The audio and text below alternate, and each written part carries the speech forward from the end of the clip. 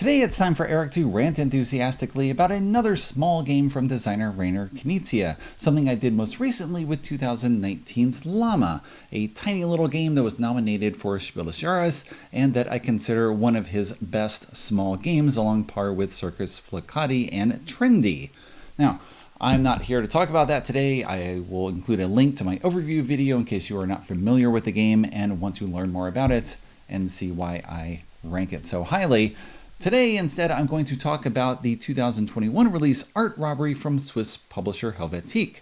This is a 2 to 5 player game in which you and your fellow players have robbed a museum and are now trying to split up the goods. But in a twist that will be familiar to anyone who has played Knizia's High Society, if you don't watch your back and plan your actions carefully, you could end up losing the game straight off before you even see how well you made out with the goods. Here are the components of Art Robbery. You have 36 tokens in 4 piles, with 1 pile of 9 tokens being distributed in each of the game's 4 rounds. You have a guard dog token along with 6 guard dog cards.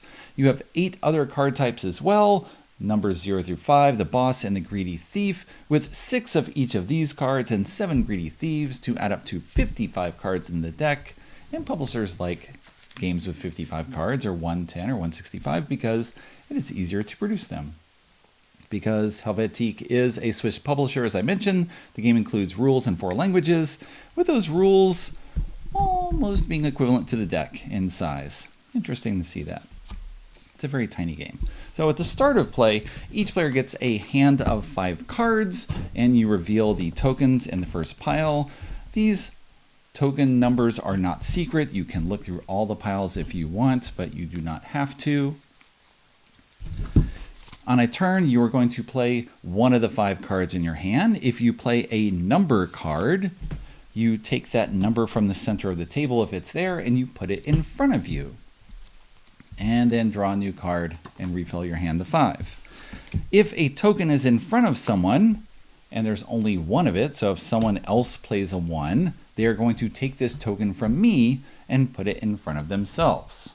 If there is a token in the middle, they must take it from there. So if someone plays a 3, then they must take a 3 from the middle. If someone else plays a 3, well, they have to take this 3 as well. If you play the boss, you take the boss token, put that in front of you. Someone else can play the boss and steal that as well because there is only one boss in this round. There's nothing else to take from the middle.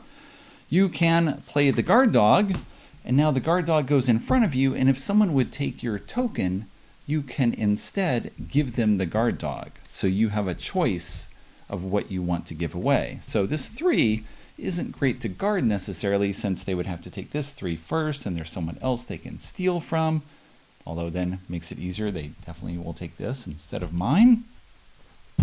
But sometimes you make choices for all sorts of reasons.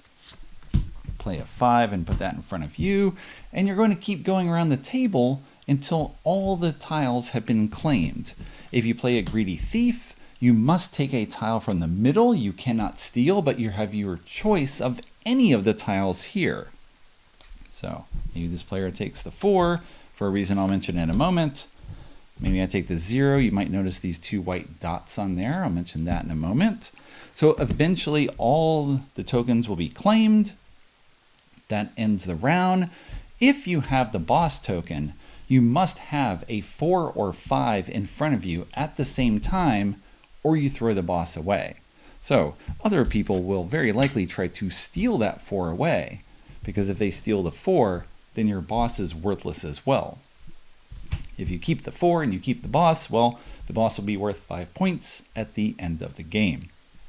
At the end of the round, everyone takes their tokens, flips them face down in front of them. Whoever has the dog will start the next round. Everyone keeps the cards they have in their hand. You turn over tokens from the next round. You'll notice 2 dots on the 0 and 1 dot on the 1, and you continue play. This is the same assortment of tokens that we had in the first round. Tokens in the third round are a bit different, and that now we have 2 bosses, 1 4 and no 5s.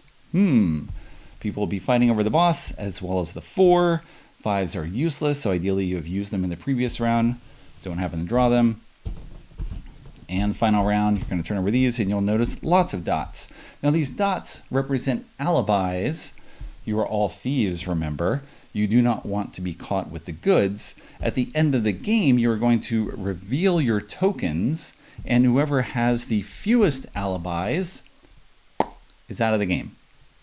They cannot win. Doesn't matter what their score is. Points are irrelevant. If there's a tie for fewest, they're all out.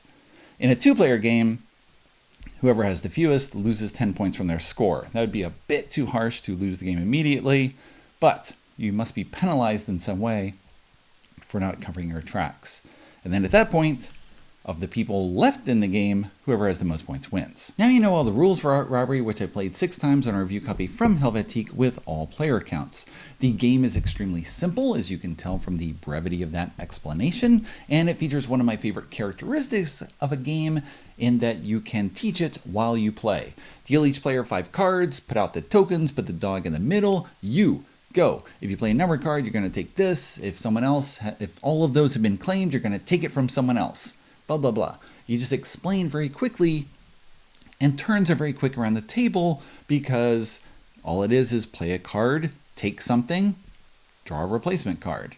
I will mention most people forget that last step of drawing a replacement card, or at least in the various people that I've played with, and they'll find themselves with 3 cards and say, I don't like my choices, and you're like, that's because you don't have enough cards. You might not like your choices anyway.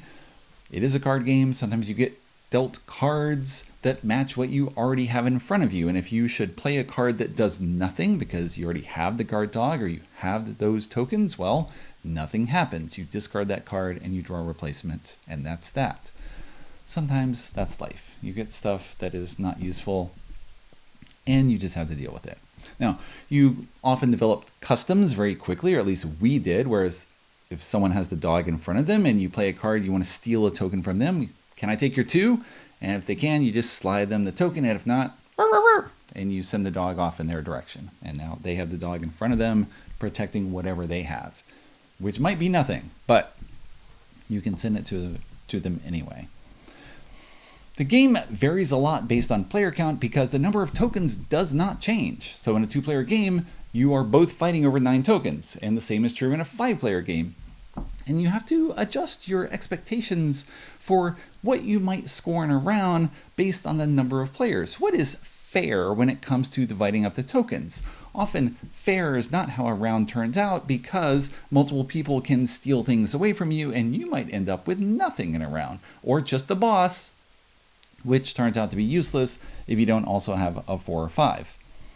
That's just how it happens sometimes. With 2 players, you have a bit more control, of course, because it's just the 2 of you fighting back and forth, and the pace of the game is controlled thanks to a very clever distribution of the number tokens. Here are all 36 tokens laid out by round. You can see the distribution of numbers and alibis, where there are almost no alibis in round 1, and now you've got 2 tokens in round 2 and 3 in round 3, and then a bunch in the final round where you are trying to at least not be eliminated if you are not doing so well in the alibi count so far. None of the players I played with have openly kept track of alibis. You could if you want. The numbers are not large, but it's up to you to determine whether you want to do something like that. What I want to point out, though, of course, is the 3 threes in the middle, and this is a great little feature that doesn't seem like anything initially. It's like the middle number almost for what you're going to collect, maybe the average value of what you think you can get relative for a token. But what importantly happens is that typically all the single tokens get taken, and then you're left with these 3s in the middle, and they serve as the clock. You're looking at what each person has and what you have relative to them and seeing whether it's worth it. And you're often judging whether you want to steal something from someone rather than take the 3 in the middle. The 3s can be claimed by the 3 card, of course, or the greedy thief. And the greedy thief can only take from the center. So at a certain point, you might feel forced to take from the center, which then reduces the clock on the round.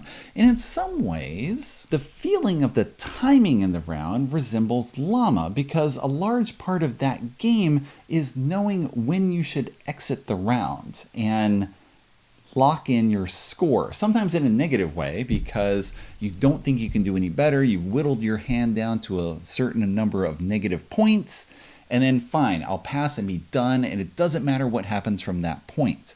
Art Robbery doesn't work the same way, but it has a similar feel because everyone can see that you're getting close to the end of a round, similar to in Llama where people are discarding cards from their hand. If someone has only one card, maybe they can go out, maybe not, and you decide to step out of the round or not. Art Robbery, you're trying to solidify your holdings ahead of when you hope the round will end. But if you steal something to improve your position, someone else might steal from you, and those points keep getting passed around. And the boss gets passed around, and the person takes the boss, and then the 4 and 5 goes somewhere, and the dog goes here, and this, that, and the other. It's extremely fluid nature of play.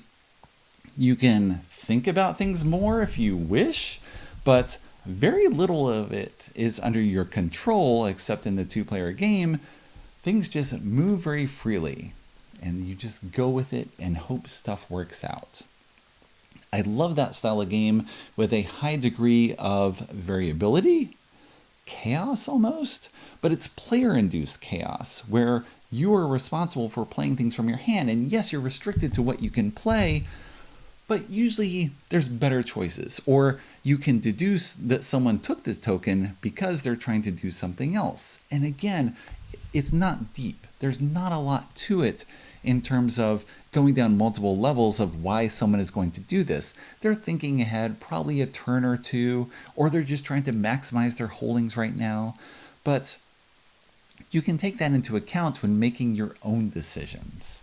I love quick playing games, and I love games where you can try to play off what other people do and sort of collectively, without even talking about it, work together to make something happen, where you are robbing something of the things that they find valuable. You know that they're in the lead and you're going to pick on them, or you expect someone is going to steal the dog and then you can steal the token, or someone gave up a token so that they can keep the dog, and then you're going to make plays off that. Again, extremely simple choices, but plays very quickly and is great entertainment so far that we've had based on just the revelation at the end, because we are not keeping track of alibis and how things turn out. And having multiple people eliminated is a plus as long as you are not one of those people.